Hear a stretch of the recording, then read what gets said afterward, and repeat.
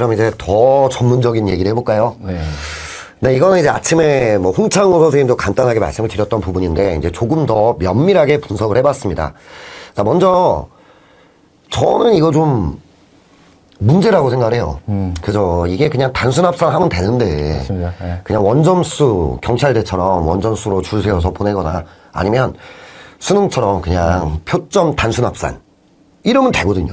네. 근데 사관학교가 산수를 진짜 이상하게 하죠.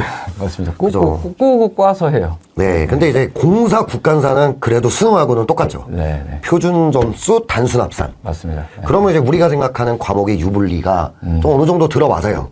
그런데 육사 해사는 그게 아니죠. 산수식이 있죠. 네, 맞습니다. 네. 자, 요거 우리 박 소장님 얘기를 들어봐야 됩니다. 방금 우리 혁신쌤이 하신 말씀처럼 이 두 가지 부류로 나눌 수 있을 것 같아요. 공사, 국간사, 육사, 해사.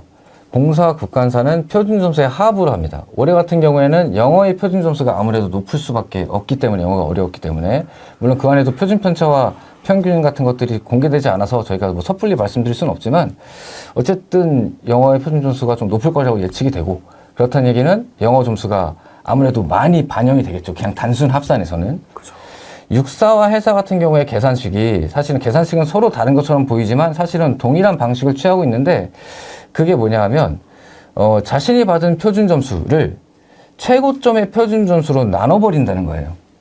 즉 영어 같은 경우에 표준 점수가 높지만 그 환산식에 있어서는 높은 표준 점수만큼 분모가 높아지기 때문에 그 표준 점수로 과목 간의 어떤 난이도의 격차를 벌렸던 것이 다시 상쇄된다는 거죠.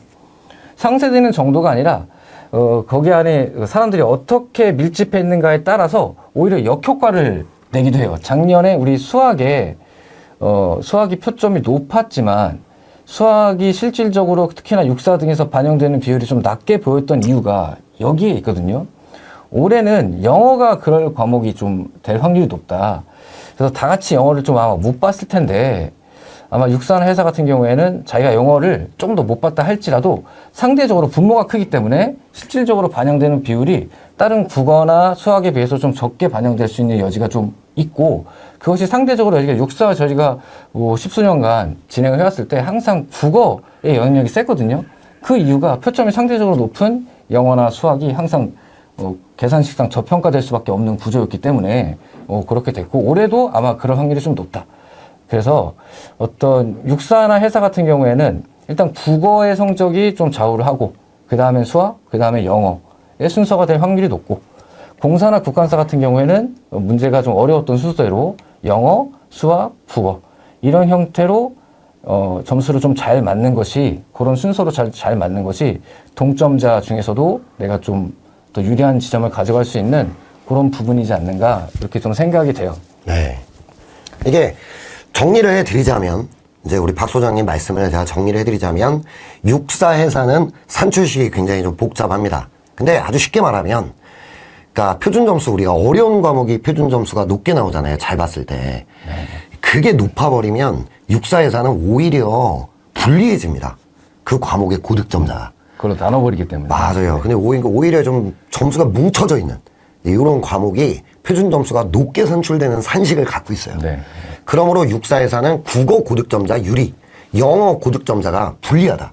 이렇게 좀 정리할 수 있고요. 그다음 공사 국간사는 우리가 알고 있는 표준 점수 그대로입니다. 그렇기 때문에 어려운 과목, 평균이 낮고 표준 편차가 넓게 벌어지는 과목이 유리합니다. 그렇기 때문에 영어 고득점자가 무조건 유리하다. 이렇게 아마 수학이랑 국어보다 파괴력이 영어가 어마어마할 거다. 이렇게 영어 90점대 이거는 어마어마하다. 이렇게 말할 수 있어요.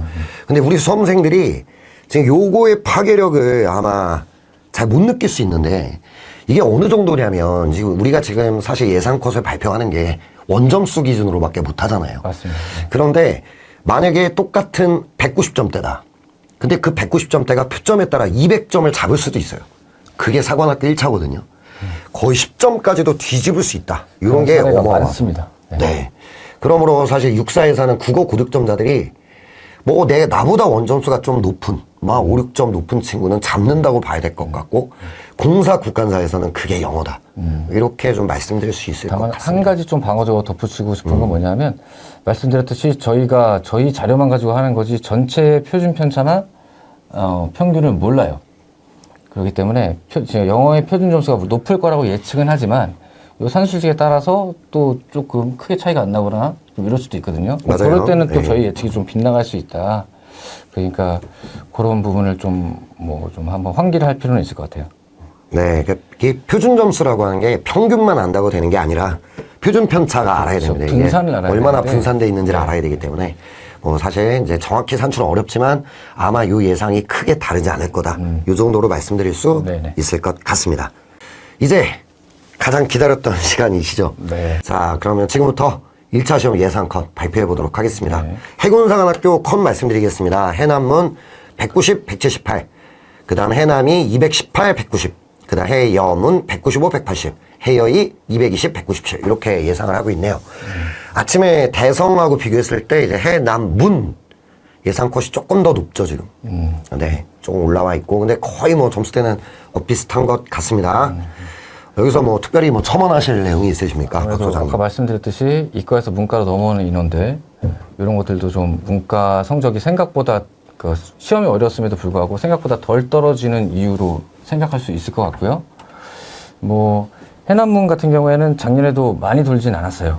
추합이 뭐 한 20번이 채 안 됐던 걸로 제가 기억이 나고 정확지는 않지만 회사는 전반적으로 좀 안 돌긴 하는데 그래도 해남이 작년에 130번 후반까지 제가 확인했던 기억이 있고 이게 올해 이 추합 자료라고 하는 게 올해 똑같이 적용될 거라고 보기는 어렵죠. 입시 환경이 변하면서 그쵸. 어쨌든 네. 많이 더 궁금해 하시는 것 중에 하나이기 때문에 일단 그거를 좀 첨언을 드리고 해여문 같은 경우에는 한 20번대 정도 그리고 해여이 60번대 이과들이 확실히 많이 들죠. 해남문은 올해 점수도 조금 다른 데보다 좀 덜 떨어지는 데다가 원래 해남문이 진성의 밭이에요. 그러다 보니까 올해 추합이 작년보다 좀 덜 돌 수 있다. 어쨌든 마지막 컷 안에 들어가는 게 해남문한테 좀 중요하겠다 이런 생각이 좀 듭니다. 네. 이 정도로 이제 보시면 될 것 같습니다. 자, 뭐, 마지막으로 이제 드릴 말씀은 일단 너무 고생 많으셨습니다. 그리고 이제 1차 합격하고 나면 면접과 체력이 매우 중요하죠. 박수환님. 맞습니다. 네. 사실은 1차 통과하고 나면 1차 점수가 직접적인 영향을 미쳐서 그러니까 우선 선발의 당락을 결정하지는 않더라고요. 요즘에 점수를 분석을 해보면 가장 크게 작용하는 것이 결국에는 면접이고 각 사관학교들 특히나 공사를 기점으로 해서 아예 면접 점수를 배점을 엄청 늘려놨죠. 그뿐만 아니라 점수의 변화가 없다 할지라도 그 안에서 주는 배점이 달라지면 그 역시도 이제 실질적 영향을 미칠 수 있는데 그러한 방식으로 계속 변화해 가고 있어서 일단 1차는 통과의 의미가 있지 그 점수를 많이 맞는 거 물론 남들보다 상대적으로 엄청 많이 맞는다면 그 역시도 유의미한 차이를 낼 수 있겠으나 뭐 그렇지 않는다라고 하면 결국 우리 우선 선발의 합격은 면접과 체력에 달려있다 이렇게 보는 게 맞을 것 같아요. 1차는 통과의 의미가 있고 우선의 합격은 2차 시험이 좌우한다.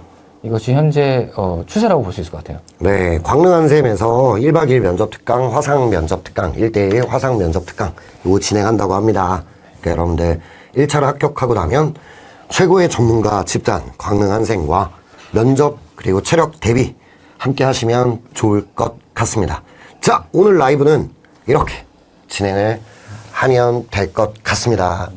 자, 수험생 여러분 다시 한번 너무 고생 많으셨다 이 말씀 드리고 싶고요. 뭐 이제 결과가 뚜껑을 열어봐야겠지만 이제 대략 요 정도에서 커트라인이 움직일 거다. 요거를 이제 총정리를 해드렸어요. 박 소장님 마무리하시죠. 네. 뭐 매년 당부하는 얘기지만 내가 잘 봤다고 해서 무조건 될 거라고 자신하고 그렇죠? 내가 조금 못 봤다고 해서 안 될 거라고 좌절하기보다는 앞으로 내가 뭘 더 해야 되고 할 수 있을지를 생각해보는 시간을 좀 가졌으면 좋겠다. 말인즉슨 수능 공부 1차 끝났으니까 자기가 점수가 매우 높아서 2차 합격이 예상된다면 체력을 하는 건 좋은데 체력하면서 반드시 수능 챙겨야 되고 종합으로 밀릴지 모르잖아요. 그것 때문에 고배를 마시고 또 재수하게 되고 삼수하게 되는 친구들도 많이 보기 때문에 우리 점수는 점수대로 해놓고 여기서 머무르지 말고 또 한 걸음 나아가기 위해서 다시 한번 좀 마음을 다잡고 잘 나오면 잘 나온 대로 못 나오면 못 나온 대로 수능을 비롯한 다음 대비에 좀 몰입해야 되는 시기가 아닌가 이런 것들을 좀 반드시 좀 강조를 드리고 싶어요. 네, 좋습니다. 자, 오늘 이제 이렇게 된 것 같아요. 저희가 이제 컷을 발표를 했지만 아까 말씀드렸듯이 표준 점수 또 이런 것들은 뚜껑을 열어봐야 하는 문제이기 때문에 이 컷을 뭐 믿어라 이런 게 아니에요. 이제 여러분들이 대략 가이드. 내가 이거보다 많이 못 봤으면 사실 좀 쉽지 않은 싸움이니까 수능이나 이제 다른 또 입시를 대비를 시작하셔야 된다. 이런 취지로 이제 보여드렸고요. 자, 여러분들 꼭 1차 합격을 하셔가지고 이제 면접 여기서 또 한번 뵀으면 좋겠다. 이런 생각을 해봅니다. 자, 그럼 이제 인사드리고 저희는 여기서 마무리하겠습니다. 자, 30분 동안 함께 해주셔서 너무 감사하고요. 여러분들 모두 좋은 결과 있기를 진심으로 기원하겠습니다. 감사합니다. 응원합니다.